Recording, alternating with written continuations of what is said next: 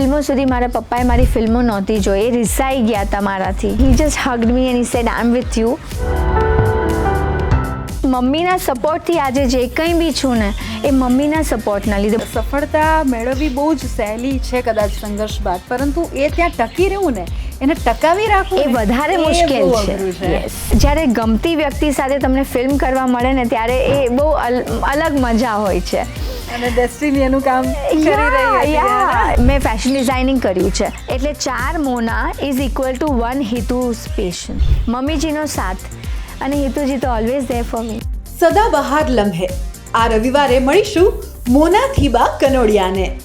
જુઓ રવિવારે બપોરે 12:30 કલાકે અને રાત્રે 9:30 કલાકે. Only on TV13 Gujarati.